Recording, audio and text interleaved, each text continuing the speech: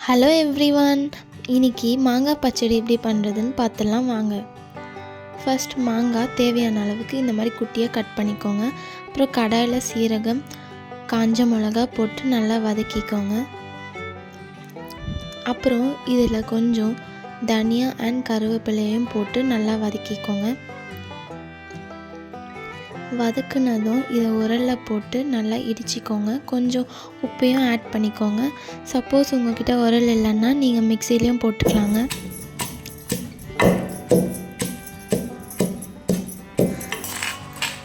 இது நல்லா பேஸ்ட் ஆகிற வரைக்கும் நல்லா இடிச்சிக்கோங்க.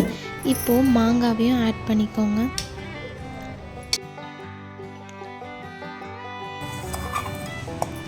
இதில் இப்போ தனியாவும் கருவேப்பிலையும் ஆட் பண்ணிவிட்டு இன்னும் நல்லா இடிச்சிக்கோங்க. இந்த பச்சடி ரொம்பவும் சூப்பராக இருக்குங்க. சாப்பாட்டுக்கும் தொட்டுக்க எல்லாத்துக்குமே சூப்பராக இருக்கும். ஒரு வாட்டி ட்ரை பண்ணி பாருங்கள், கண்டிப்பாக உங்கள் எல்லாருக்குமே பிடிக்கும். இதில் ஒரு 3 பல் பூண்டையும் ஆட் பண்ணி இன்னும் இடிச்சிக்கோங்க. நல்லா பேஸ்ட் ஆகிற வரைக்கும் நல்லா இடிச்சிக்கோங்க.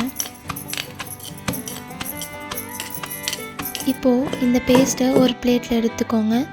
கடாயில் கடுகு, சீரகம், ஆனியன், கருவேப்பிலை எல்லாமே போட்டு நல்லா வதக்கிக்கோங்க. இப்போ மாங்காய் பேஸ்ட்டையும் போட்டு எண்ணெய் பிரிகிற வரைக்கும் நல்லா வதக்கிக்கோங்க. 2 to 3 நிமிஷம். அவ்வளோதான், ஈஸியான மாங்காய் பச்சடி ரெடி.